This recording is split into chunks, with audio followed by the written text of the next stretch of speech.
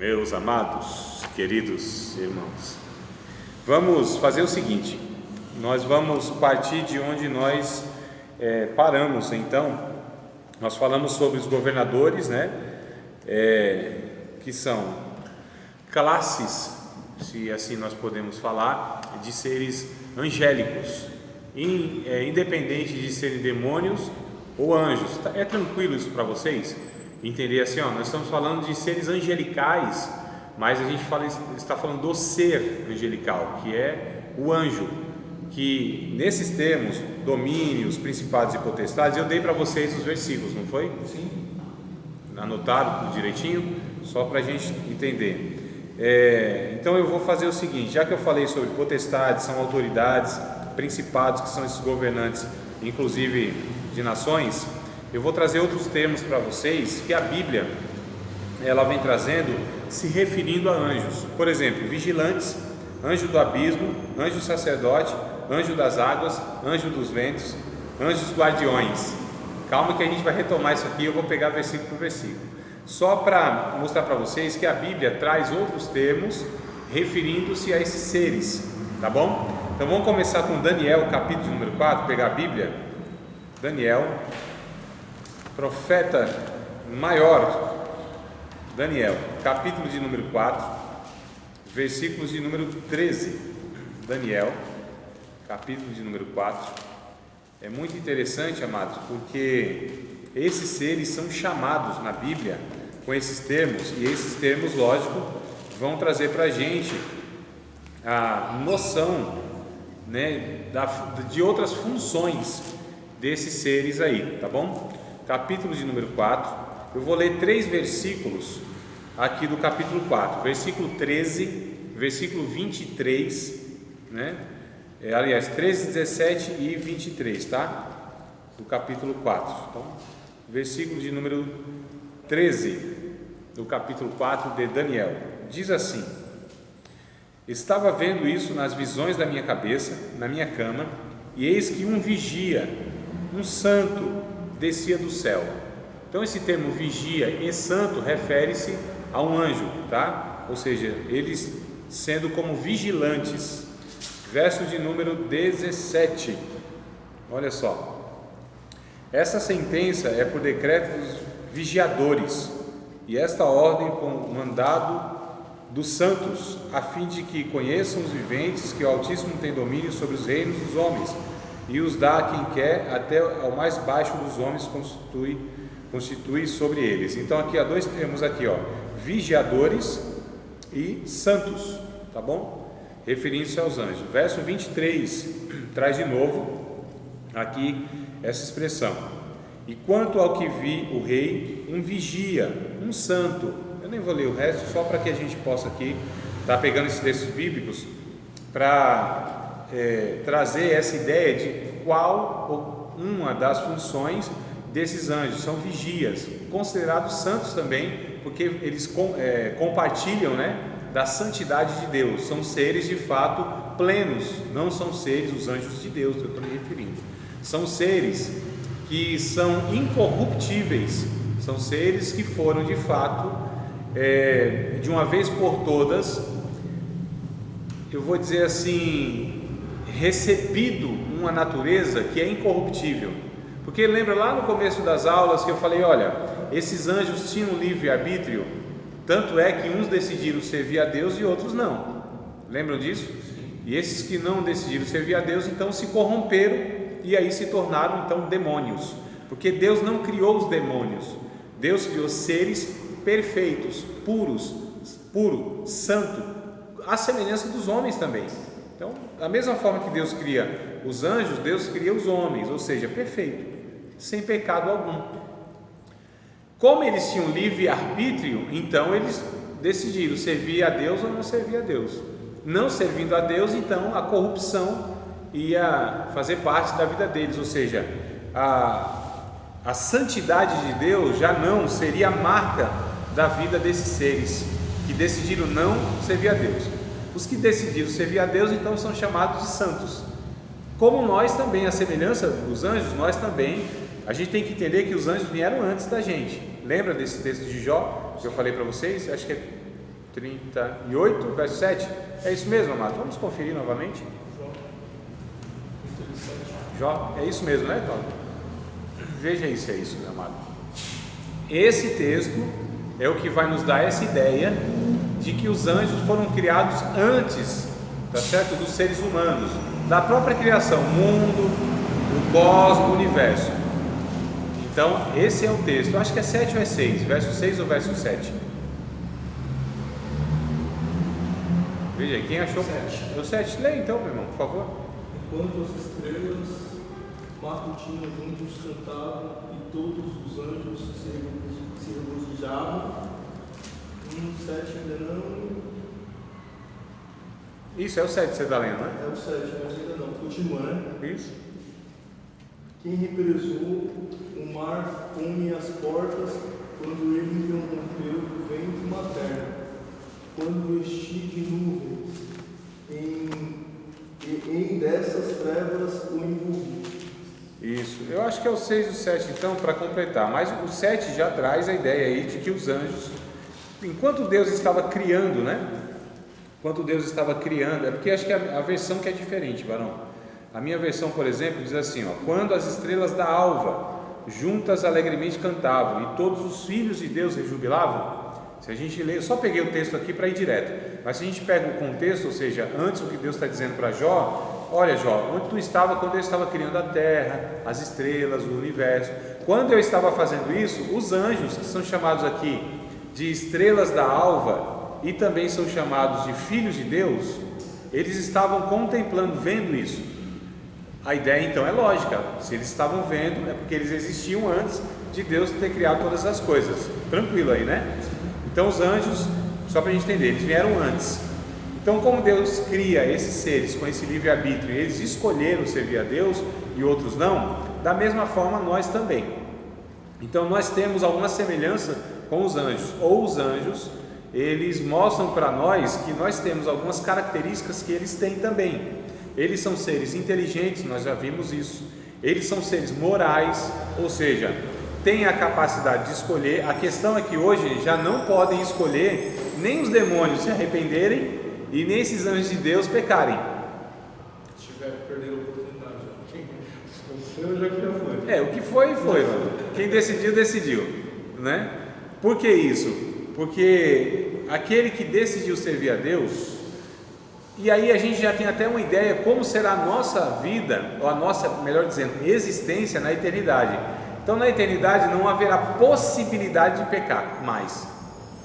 Nós não teremos mais contato nenhum, possibilidade nenhuma. A nossa natureza será plenamente santificada por Deus, de maneira que nenhum pensamento eu terei de pecado, nenhum desejo eu terei de pecado, nenhuma ação eu terei de pecado, nenhuma possibilidade eu terei de pecado. Então chegamos na eternidade, amados, nós fomos, entre aspas, alcançados pelo último estágio da salvação, que é chamado de glorificação, onde a natureza de Deus, a glória de Deus, restaurará completamente toda a nossa condição de queda diante de Deus. Então, a semelhança dos anjos, nós seremos assim. Glória a Deus, aleluia. Entenderam, amados? Então, eles são chamados de vigilantes. A ideia é que esses seres, eles de fato são guardadores. Essa é a ideia de anjo, aquele que livra, aquele que guarda, não é? Esses seres que são enviados por Deus. Hebreus capítulo de número 1, verso 14. Eu estou retomando o texto que a gente já falou para a gente gravar na mente. Hebreus 1 e 14, chega assim, lendo Bíblia. O negócio aqui não é fácil não, olha. Assim que é bom. 1 e 14, olha só. Inclusive eu falei nesse livro de Hebreus, Jesus como sendo superiores aos anjos de 5 pontos, falei para vocês, não é? Lembram? Não lembro, mas anotaram? Tem que anotar, porque é difícil de lembrar um monte de coisa. Nem eu lembro, preciso ver de novo, estudar de novo. 1 e 14. Não são porventura todos eles espíritos ministradores que hão de herdar aqueles que há de servir aqueles que hão de herdar a salvação? Não são todos eles os anjos, porventura espíritos ministradores, aqueles que servem, né? É isso que está aí, né? Então, eles são espíritos ministradores, servidores. Eles servem aqueles que hão de herdar a salvação. São esses guardadores, tá certo? Então, esses seres celestiais, exclusivamente para os salvos? Não. Esses seres, eles são dispensados por Deus para guardar os seres humanos em geral, mas especificamente, mais pontualmente, aos servos de Deus, aqueles que iam de herdar a salvação, aqueles que foram alcançados por Deus. Então, nós temos, amados, a nosso favor, esses seres angelicais, para nos defender de quê? Nossa, de um monte de coisas que nós conhecemos e não conhecemos, aquilo que a gente consegue ver e aquilo que a gente não consegue ver. Aqueles que não conhecem a Deus e sua palavra, acham que, por exemplo, o que acontece na sua vida, que a gente chama de livramento, Deus me livrou, né, de um assalto, de uma morte, de qualquer coisa assim, uma tragédia, nós sabemos, é Deus cuidando da gente, e muito provavelmente algum ser celestial, ele contribuiu para esse livramento, bem possível isso. Só que lógico, a gente não vai também toda hora, né, foi o anjo, não sei, mas a gente sabe dessa realidade, enquanto aqueles que não conhecem a palavra de Deus falam, foi sorte, né? Foi a minha ligeireza, foi a minha esperteza. Não, é porque aqui é macaco velho.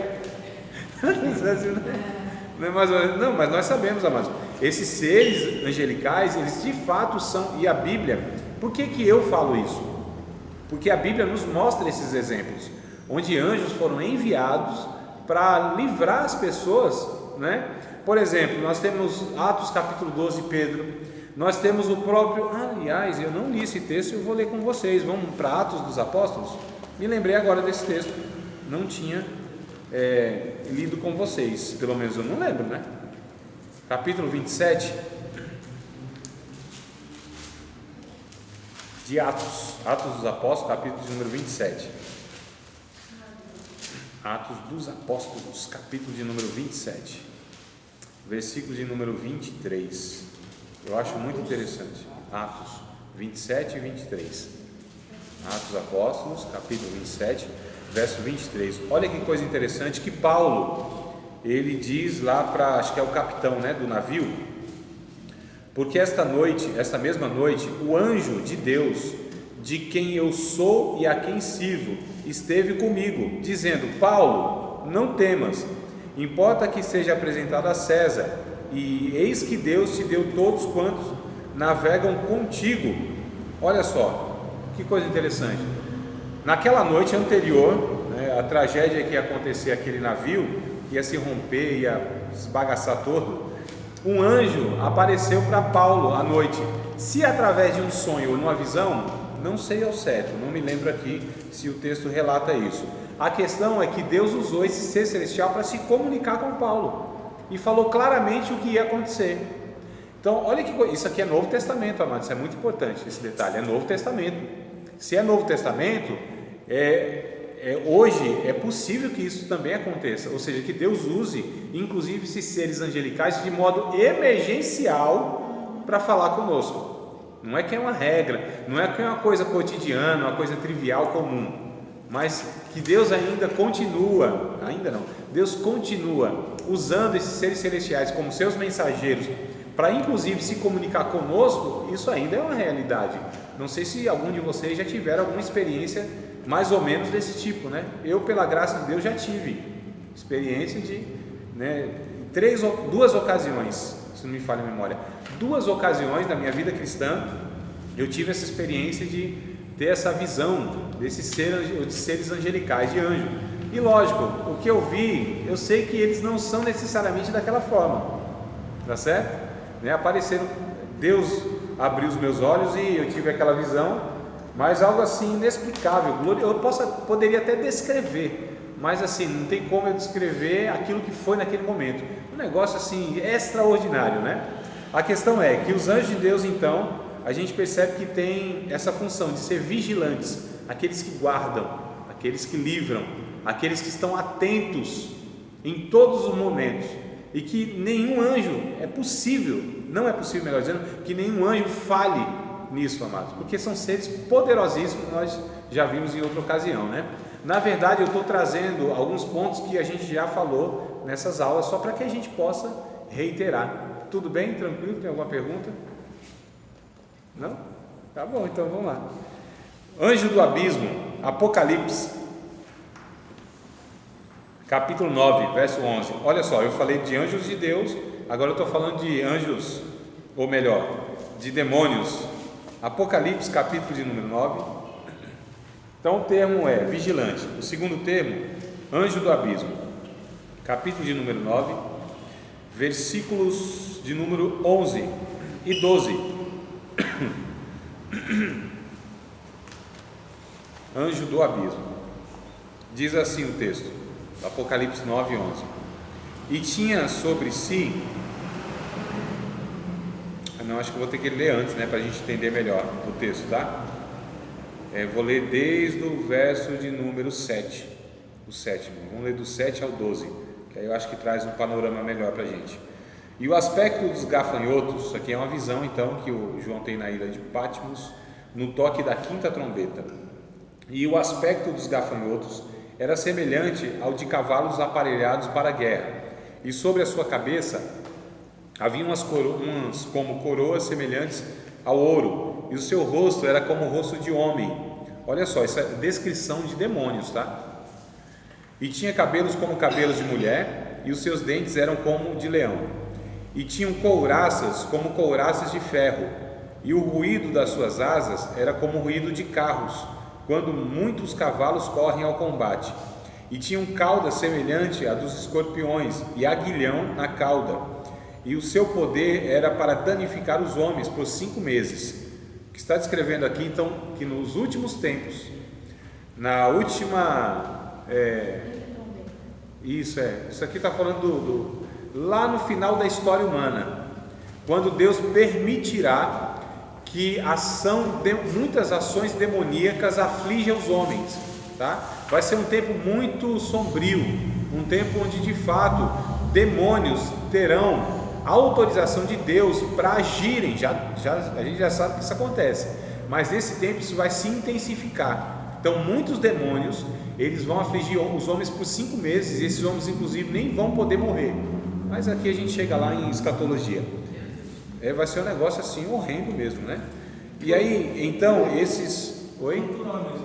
Sim, são aflições, a gente não sabe o certo, mas olha, dá para imaginar o que será, porque a gente já presenciou, acredito que a maioria de nós, pessoas atormentadas por demônios, né? Endemoniadas, atormentadas por demônio. É um negócio triste de ver, né? O que um demônio faz com o ser humano e tal, nessas condições. Então aqui isso vai ser intensificado de escala mundial. Então vai ser quase que assim, todas as pessoas endemoniadas mesmo, literalmente. Isso depois do apontamento. Isso é lá no final, lá na descida mesmo assim da história humana, lá na ladeira, lá embaixo, no pé da ladeira, quando a consumação do sexo estará quase, né, já acontecendo.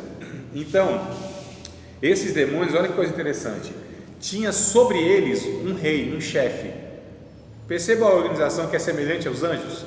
Os anjos não tem também lá um chefe, entre aspas, né? Não tem lá aquela chamada hierarquia que nós conhecemos de funções e tal. Os demônios, o Apocalipse traz mais ou menos essa ideia também, ó. E tinha sobre si rei, né? Então esses demônios tinham aí um rei sobre eles. O anjo do abismo, olha só como a Bíblia traz a palavra anjo referindo-se também a demônios, né? Só para a gente ter aquela ideia. Em hebreu, o nome desse anjo-chefe era Abaddon, e em grego, Apolion, que tanto em uma língua quanto em outra quer dizer destruidor. Então era um chefe dos demônios aí, né? Destruidor. Então, passado já um ai, eis que depois disso vem ainda 2 ais. E olha na sequência, que coisa interessante, na sexta trombeta, tocou o 6º anjo, verso 13, não sei se vocês estão acompanhando na Bíblia, o 6º anjo, aqui já é o anjo de Deus, tá, irmão? Meio, se a gente não presta atenção, a gente fala, é tudo igual não, aqui é o anjo de Deus, que está tocando a trombeta, de uma maneira figurada, Aí eu ouvi uma voz que vinha das quatro pontas do altar de ouro, que estava diante de Deus, a qual dizia ao sexto anjo, que tinha a trombeta: solta os 4 anjos. Esses anjos agora eles são demônios. Isso é confuso ou está tranquilo? Tranquilo. Né? Porque a palavra anjo, ora se refere a anjo de Deus e ora a mensageiros de Satanás. Porque a palavra anjo quer dizer isso, mensageiro no original, tá? Mas no contexto, né? Então, isso aqui já dá para a gente entender que não é um anjo de Deus. Solta os 4 anjos que estão presos junto ao rio Eufrates. O anjo de Deus não está preso em lugar nenhum, né? Então, pelo contexto, é claro que está falando aqui de próprios demônios, e a própria sequência vai nos dar o entendimento, ó. E foram soltos os 4 anjos que estavam preparados para a hora e dia e mês e ano, a fim de matarem a terça parte dos homens. Nossa, eu tinha comentado isso na última aula, que vai ser solto esses 4, Isso. e com ele vai vir não sei quantos milhões. O verso 16, ó o verso 16. E o número dos exércitos dos cavaleiros era de 200 milhões. Olha só, amados.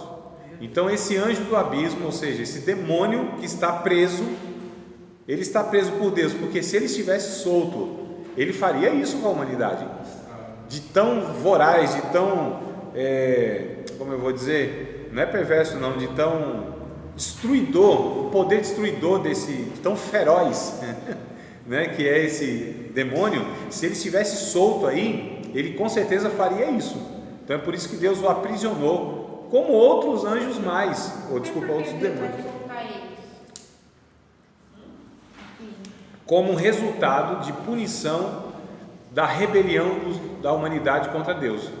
Deus só está entregando, na verdade, essa rebeldia, né, as consequências últimas, que é a tormenta de demônios, que na verdade, amados, essa tormenta ela vai depois se prolongar por toda a eternidade, onde os homens rebeldes estarão junto com os demônios para o resto da eternidade. Então olha só, o negócio, imagina só, você morar com o demônio por toda a eternidade. Irmão, então o negócio aqui não é brincadeira, só para a gente entender, inclusive, esse mundo espiritual que existe, inclusive toda essa organização que existe, né? Porque Deus, ele é um Deus organizado. Então tudo existe um propósito de Deus, e a gente percebe nesse texto que demônio não faz o que ele bem quer e entende. Existe uma limitação para esses seres, porque Deus é o governador do universo. Deus é Senhor de tudo e de todos, inclusive dos demônios. Então o demônio não está aí à solta fazendo o que quer e bem entende. Nós não sabemos como que isso funciona exatamente, mas de fato que é um Deus soberano, né? Que Ele está acima da história, acima de tudo, acima de demônios e infernos. Isso é fato, irmãos. Porque se não fosse Deus refrear a ação de demônios, o mundo estaria muito pior do que já está. Isso é um fato, não é? Agora, esses limites nós não sabemos. Qual é o limite que Deus dá a esses demônios? Nós não sabemos exatamente, e nem em relação a nós. Olha que coisa interessante, porque até o próprio apóstolo Paulo, homem de Deus, né, uma pessoa que tinha entendido o evangelho, o propósito de Deus na sua vida, ou seja, não tem aquela desculpa, está em pecado, não é dizimista, não ora, está em rebeldia. Não, era um homem de Deus, o Paulo, um homem de Deus. Você não considera Paulo assim, um homem de Deus, sim, que fazia a vontade de Deus e tal, né? Ele discutiu isso aí. Mesmo assim, Deus permitiu que um demônio o afligisse para o resto da vida. Olha só, nesse contexto que a gente vive, de que os servos de Deus, quem é fiel, o demônio não lhe toca e não sei o que, isso é besteira, irmão. A Bíblia diz que não é bem assim, não. O apóstolo Paulo, não está escrito em 2 Coríntios capítulo 12? Vamos ler o texto? Para às vezes falar assim, não, o André está falando alguma besteira aí. Vamos para o capítulo de número 12, segunda carta de Paulo aos Coríntios, capítulo 12. Então olha só para que a gente entenda, a partir do verso 7, tá? Segunda aos Coríntios, capítulo 12, verso 7. Eu estou falando aqui então de um anjo do abismo, que é esse que está em Apocalipse, falando dessa realidade que tem demônios. Segunda carta aos Coríntios, não é a primeira não, segunda, tá? Isso, segunda aos Coríntios, capítulo 12, verso 7.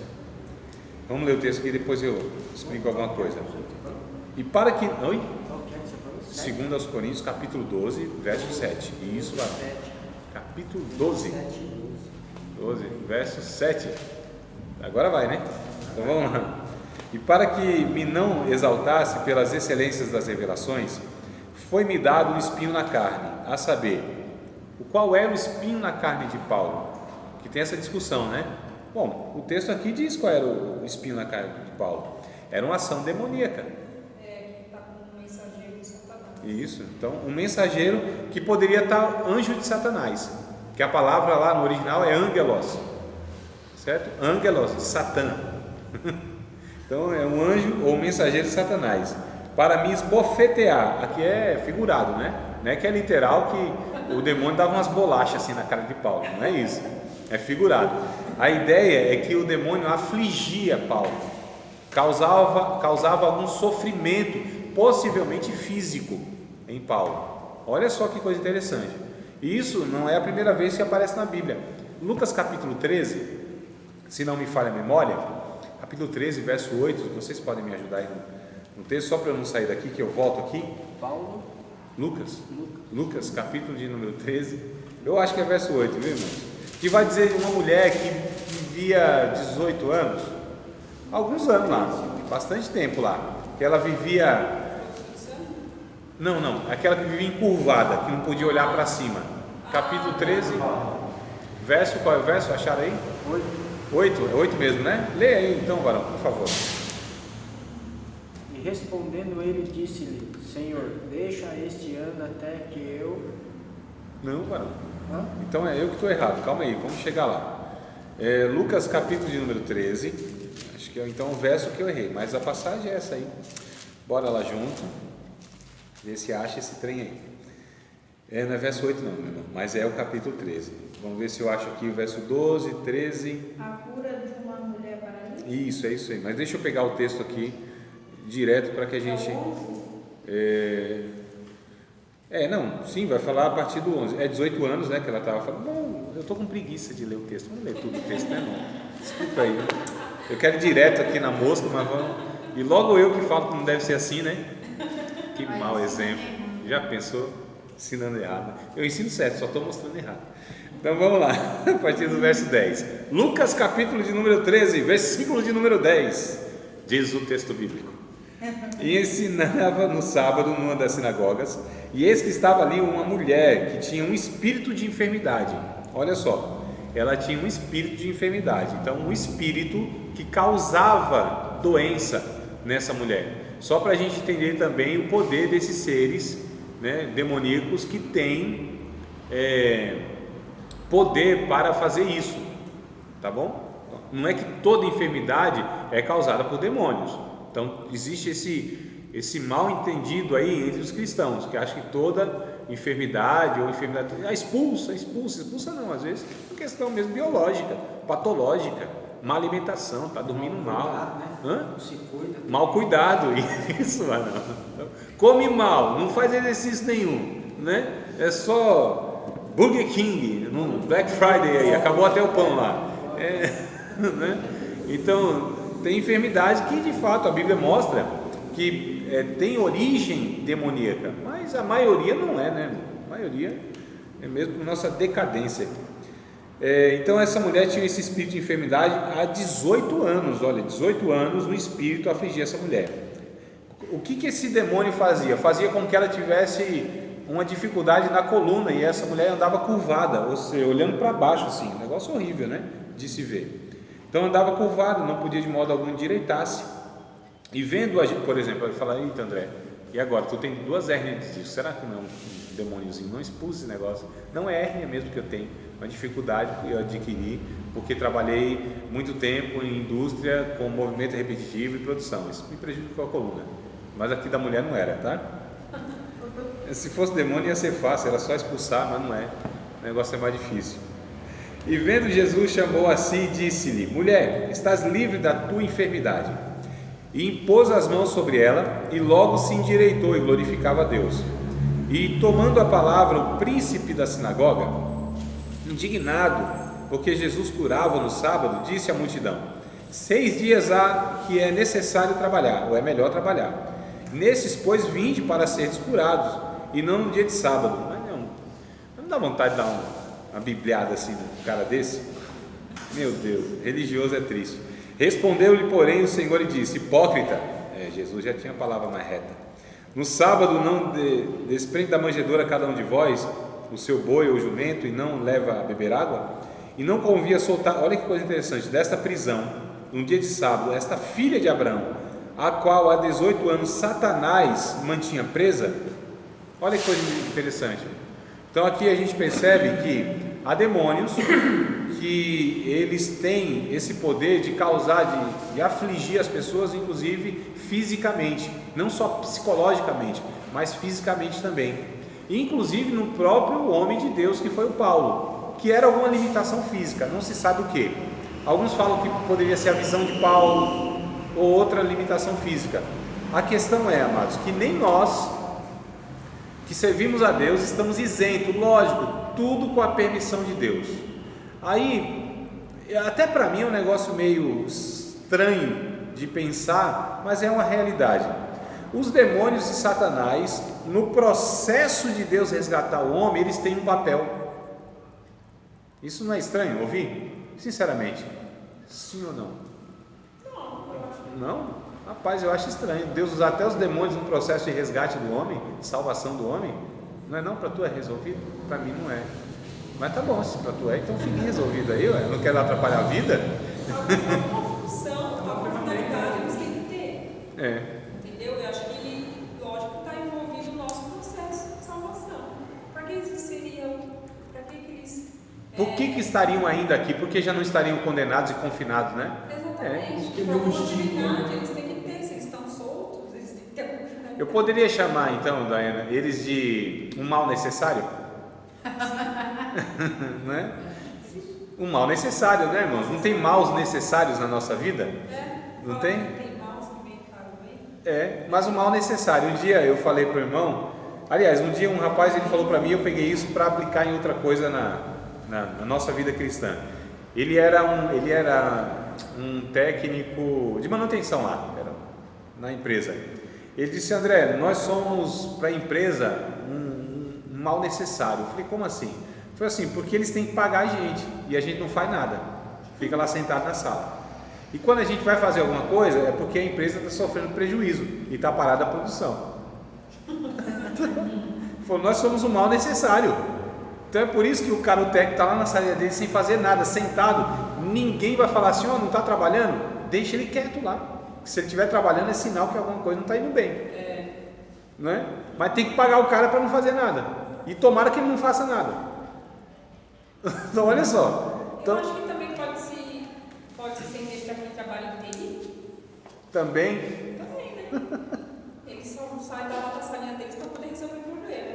Quando não tem como vai resolver, eles ficam sentados junto deles. então, mas existe alguma utilidade, né? Ou usando ou não usando. Então, mas trazendo então para essa realidade bíblica, esses demônios, de alguma maneira, eles fazem parte desse processo de Deus salvar as pessoas. Não se sabe exatamente todos os detalhes, mas é fato, né? Mas para mim, talvez até hoje me custa um pouco, hoje até entendo, mas que bom que para você é claro, que eu acho que para a maioria dos irmãos sempre há uma dificuldade que eu percebo. Como que os demônios, como que Deus usa? Porque Deus usa até os demônios, Deus usa até Satanás. Olha que coisa interessante. Quando a gente pega lá 1 Samuel capítulo 17, diz lá que o espírito da parte do Senhor vai atormentar o Saul. Não tem essa expressão? Então, muitos irmãos falam: André, como que é esse negócio? Me explica aí. Como o espírito da parte do Senhor? Então quer dizer que Deus enviou um demônio para atormentar Saul? Exatamente isso. No caso de Jó é quase parecido, né? Porque Deus ele permitiu. Então, Exato. eu acredito que Deus usou o demônio para quê, né? Exato. Você até me ajudou, porque eu ia falar mais ou menos essa ideia. Não é que nem que Deus envia, é que Deus apenas permite. Mas é muito louco isso, né? Deus permitir. Oi? Estou falando, eu acho que no nosso entendimento assim, nosso entendimento humano, é muito louco isso. Como que Deus... A gente sabe por que a gente tem essa dificuldade de pensar? Porque a maioria de nós pensa que Deus, ele por ter poder, ele controla tudo a favor de nós, não é a ideia assim, como que Deus permitiu que a criancinha morresse? Como que Deus permitisse que o ladrão se safasse e a pessoa, a vítima, morresse? Então essa ideia que nós temos, que Deus manipula tudo sempre a favor, e não é assim, amados. Tem muita coisa entre o céu e a terra que a nossa vã filosofia não consegue entender. Peguei uma frase agora de uma pessoa famosa, né? Ou seja, tem muitas coisas que a gente não faz ideia, né? Agora são realidades que existem, e a gente vai se matar de estudar e de pensar, e a gente não vai entender todo esse âmbito espiritual, esse mundo espiritual, tudo que se processa nisso. Para nós isso é desconhecido. Então só o que a gente sabe é aquilo que de fato a Bíblia vem trazendo aqui, ainda de uma forma muito, para nós, não tão clara, né? Superficial, porque existe coisas, amados, que a gente não faz ideia, né? Mas só para que a gente entenda que existem essas realidades. Então, antes que eu continue aqui trazendo outras expressões, nós falamos sobre os vigilantes, anjo do abismo, e eu vou falar então de outro termo que a Bíblia traz, porém depois dos comerciais.